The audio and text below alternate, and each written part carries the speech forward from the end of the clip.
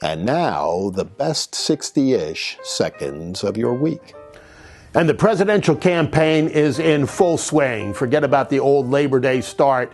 It's underway. And one of the questions that's being asked and should be asked by all of us, and we should be asking our friends and neighbors who still might be quote unquote undecided, is who is the real Kamala Harris? Is it the most liberal senator in the United States Senate? And believe me, that takes some doing with Bernie Sanders and Elizabeth Warren and some of their ilk sitting side by side with you. Is it that person? Is it the fracking banning, gun grabbing, police defunding vice president that we had just a little bit ago? Is she the key part of the Biden administration, the quote-unquote inept border czar, which she now claims she never was? Who is it?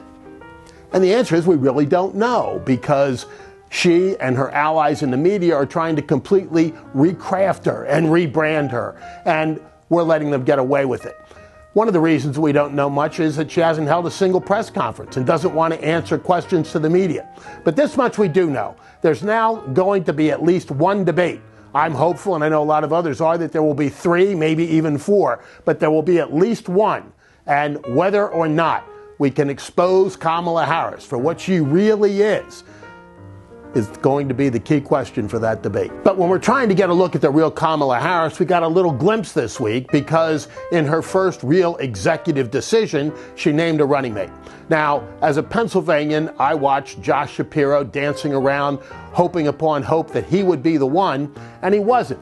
Bluntly, for 3 reasons. One, he's Jewish, and there is a vein of deep anti-Semitism running through the far left of the Democrat Party today, and they ought to be embarrassed about it, and every American ought to reject it. Look, I'm no apologist for Josh Shapiro, but one issue on which I agree with him is his outspoken support for Israel. And it really isn't over the top. He's not even a supporter of Benjamin Netanyahu, another Pennsylvanian.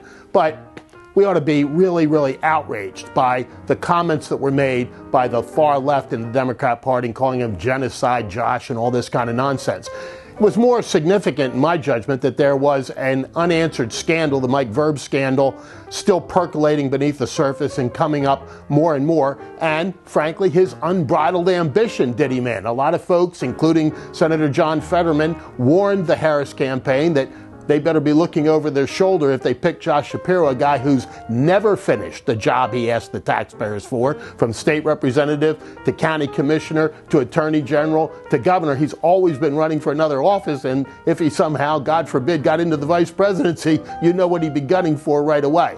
But she did pick Tim Walz, the far left governor of Minnesota. Now the media, again, is going to try to rebrand him into this school teacher, football coach nonsense. But a lot of questions are out there. Most significant to me is his comment that socialism is just other people's neighborliness. That's Minnesota nice, which was always a bit of a euphemism, and frankly, unveiled the fact that there really is a passive-aggressive streak to all of that. And if you look at Tim Walz's record, it is really to the far left of the progressive movement. He has promoted socialist policies as governor of Minnesota. He watched the riots burn down cities there, much like Nero did.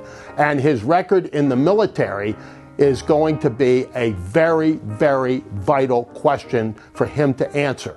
There are men that served with him who are calling into question whether or not he is a person of stolen valor, somebody that cut and run when his men went to combat. You know, he's out there talking about banning guns and, well, people don't need the gun that I carried into combat. Ask, when did he ever see combat? What gun did he carry into combat? Because he simply chose not to go.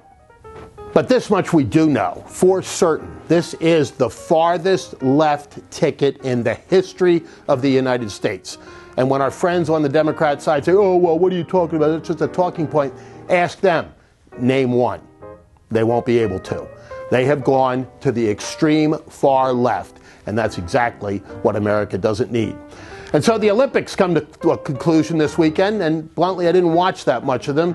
I still am disgusted by the opening ceremony and all the blasphemy that went on there. You know, it was curious to me that the folks that tried to defend that said, oh, you know, you're so sensitive about things. They're so sensitive about everything. They're offended by everything. And yet, when we're offended by portrayals of the Last Supper and the institution of the Eucharist as being blasphemous, we're somehow overly sensitive. But there were some great moments in the Olympics, and this afternoon, the men will play for the Olympic gold in basketball. Always a great thing to see. And hopefully, we don't know because there's still a game to be played between the taping of this and Saturday morning, the women will play for the gold on Sunday.